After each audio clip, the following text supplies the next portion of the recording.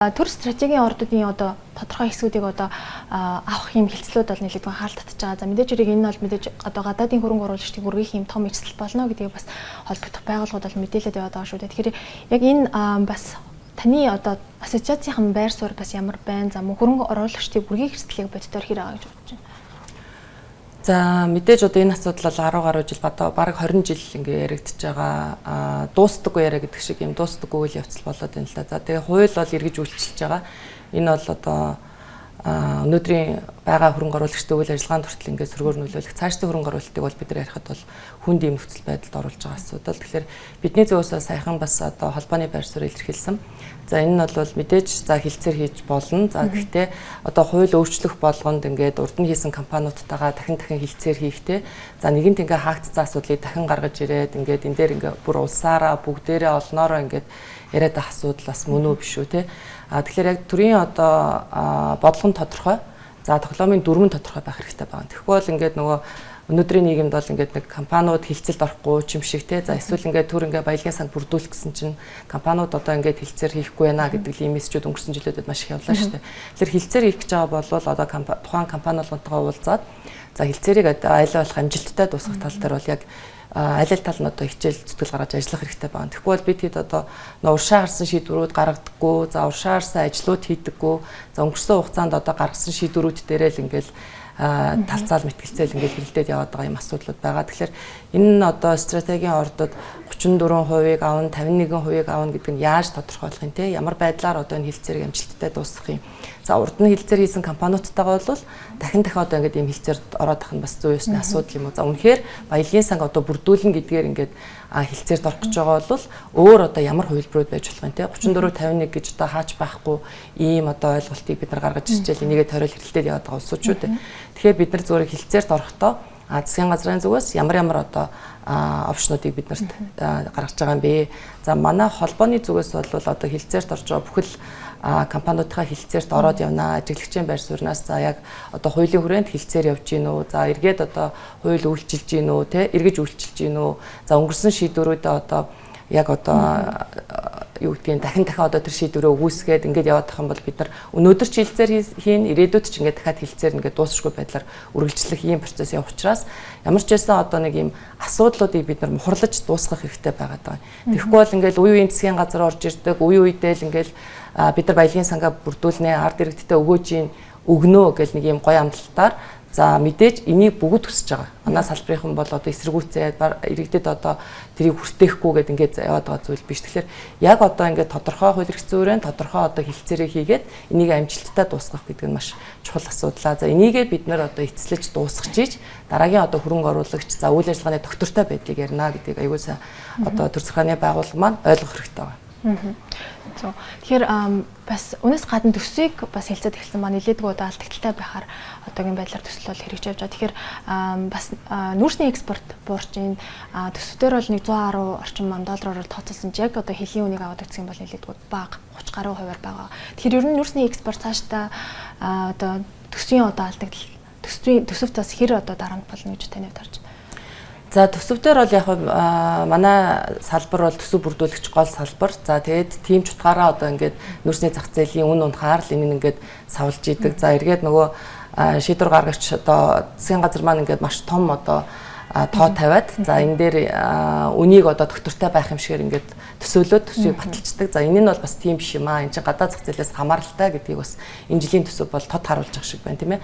Тэгэхээр бие хэмжээ бол хэдийгээр ингээд яг өнгөрсөн жилийн үзүүлэлттэй харьцуулах юм бол өссөн хэдий ч за төсөв бүрдүүлэлтийн хувь хэмжээ бол одоо 30% хүрч чадахгүй гэдэг асуудал ингээд яригдчих байгаа шиг байна. Тэгэхээр цаашдаа бас яг энэ төсөв дээр одоо гол бүрдүүлэгч салбарын хувьд бол бид нар төсвийн захиран зарцуулалт бол зүйтэй биш байна тий зөв биш байна гэдэг дээр бол одоо байр суурь бас өнжлээс ингээд яриад илэрхийлээд явж байгаа. Яа харахгүй одоо бидний хувьд бол энэ салбар бол чадлаараа ажиллаад сүүлийн 5 жилийн ингээд төсөв бүрдүүлэлтээ харах юм бол бараг 5 дахин олж ирсэн орлого нэмэгдсэн байгаа. Тэгэхээр одоо өнгөрсөн жил бол бараг 10 гаруй их 80 10 гаруй тэрбум долларын төсөв бүрдүүлэхэд бол одоо шууд татвар хураамж хэлбэрээр бол ингээд хувь нэмрээ оруулсан. За мэдээж ингээд эдийн засгийн дам өргөж ярих юм бол ингээд энэ нэмэгдээд явна. Тэгэхээр бидэд бас яг энэний төсвийн одоо захиран зарцуулалт нь үр ашигтай, зөв, оновчтой биш байсан учраас иргэд одоо салбарын хооронд бол ингээд асуудлууд үүсч баггүй хугацааг бол бид нар одоо энэ асуудалтайгаа нүүр тулаад за энэнийхээ хүрээнд ч төслүүдийн үйл ажиллагаа доктортой явж чадахгүй ийм нөхцөл байдал руу орсон. Тэгэхээр яа харахгүй одоо энэ төсвийн одоо захиран зарцуулалт дээр эргэжч дуулгаа гарах хэрэгтэй. За энэ салбар ч гэсэн өөрөө төсөв бүрдүүлж байгаа салбарын хувьд бол одоо зөв зохистой зарцуулалт, за хуваарлалтын дээр нь бас одоо ингээд дуу хоолой гаргаад ингээд явах нь зүйтэй гэж харж байгаа. За энэзлийн хувьд бол харьцангуй одоо бид нараас төсвийг одоо танилцуулдаг болж байна те бас хилцүүлдэг болж байна. За тэн дээр ямар одоо зүйл нь эрэм дараагаараа шаардлагатай байсан бэ байгаагүй вэ гэдгийг харж штэ. Тэгэхээр яа харахгүй бид нар одоо шинжилгээ ухааны салбарт ерөөсөө хөрөнгө оруулалт хийдэггүй юм байна, төсөв хуваарлдаггүй юм байна. За энэ жилийн төсвийг ингээ харах юм бол нэг 200 гаруй тэрбум төгрөг одоо нэг шинжилгээ ухааны академи байгуулах нэг төсөв орж ирсэн байлаа. За 30 гаруй тэрбум тоногт хөрөмжөнд орж ирсэн байгаа. За бусд нь бол ингээд боловсролын салбар гэхэд бараг 117 сургууль гэж яах шиг байна. За цэцэрлэг гэдэг ингээ хэдэн зуугаар ингээд ийм байшин барилгал барих юм төсөв орж ирсэн бэл. Энэ нь бол харамсалтай. Өнөөдөр бид нар одоо хэдийгээр ингээд энэ бодлогын ам, боловсролын ам бол яа харахгүй бодлогын ам, эрүүл мэндийн ам, бодлогын ам. За энэ дээр бол зөв оновчтой, за мэдээж хүний нөөцийн бүрдүүлэлтээс хавуулаад маш олон асуудлууд өнөөдөр одоо нийгэмд өрнөж штэ. Тэгэхээр одоо бид нар ажиллах хүч байгаа юу? Энэ олон зуун цэцэрлэг сургуулийг бариад тэрийг цаашаа одоо менежментийн хувьд аваад явах юм боломж нөөц болцоо байгаа юу гэдгийг харах хэрэгтэй. Тэгэхээр одоо яг ингээ бодлогын яамнууд маань сүултээ ингээ нэг барилгын яам шиг чигүүр нь одоо тэгж явж байгаа. Ямар нэгэн байшин барилга барина. За тэгэх юм бол асуудал шийдэгдэнэ гэдэг байдлаар ингээ хараад байдаг. Тэгэхээр менежментийн хувьд бид нар ямар өөрчлөлт хийх боломж байгаа юм, хүний нөөцийн бүрдүүлэлтээ яаж хийх юм гэдэг дээр одоо энэ яамнууд маань ерөөсөө хангалттай ажиллаж өгөхгүй байгаа. Тэгэхээр бас энэ жилийн төсөвч гэсэн бид нараас яг эрэм дараагаараа чухал зүйлээ оруулж ирч чадсан уу. За өнөөдөр багш ажилчид ингээд эмнэлгийн ажилчид те ажил хаянаа гэж явж байгаа шүү. Мэдээж бас энэ төсвийг зөв захиран зарцуулсан болвол ийм нөхцөл байдал бас орж ирэхгүй байсан баг. Тэгэхээр яа харахгүй одоо хоол олж идж байгаа салбар нь одоо уулуурхаа байна. За эндээс одоо үр ашгийг нь яаж нэмэгдүүлэх үү? За сангийн яамны зүгээс бол яг энэ төсвийн бааз суурийг яаж нэмэгдүүлэх үү гэдэг дээр ерөөсөө бодлого гаргаж чадахгүй байгаа. Яг одоо жилээс жил төсөв яаж бүрдүүлэх үү? За зарим тохиолдолд одоо компаниудад олоогүй орлогот нь татварыг оногдуулж өнөөдрийн одоо төсөв бүрдүүлэлтийг ингээд хийгээ явж байгаа. Гэтэл энэ бааз суурийг яаж нэмэгдүүлэх вэ? Хөрөнгө оруулалтын хувь хэмжээг яаж нэмэгдүүлэх вэ те?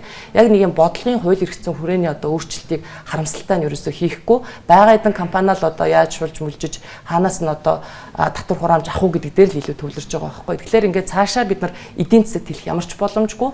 Тэгээл нөгөө нэг асуудалтайгаа одоо үйл болохоор утаатайгаа те нөгөө эмнэлэг нь хүрэлцэхгүй байна гэж бидний хэрүүл үргэлжлэн за нөгөө багш юу маань цалин мөнгөгүй байна гэж ингээд үргэлжлээд явна. Тэгэхээр яа харахгүй энэ төсвийн захиран зарцуулалт гэдэг дээр одоо ерөөсөө бүх талууд одоо мэргэжлийн холбоод, за бизнесийн холбоод, за иргэд маань хүртэл одоо дуу хоолой гаргаж иж бидний одоо энэ төсвийн сахилга бат, за түүний орлогыг одоо хэрхэн нэмэгдүүлэх үү гэдэг дээр бас нэг юм дөрвтэй одоо хууль эрх зүйн орчны өөрчлөлт, шинжилэлт хийх ёстой байна гэдгийг энэ жил бид нар одоо төсөвтэй анх удаа танилцаад одоо харж чадчихжээ шүү дээ тийм. Бас төрийн өмчт хувьцаат компаниудыг хувьчлах асуудал бас нэлээд анхаарал татж байгаа. Мэдээж ашигт ажиллагаа зэрэг одоо асуудлууд нэлээд хөндөгдөж байгаа шүү дээ. Тэгэхээр энэ дээр бас ассоциацийн байр суурь ямар байна?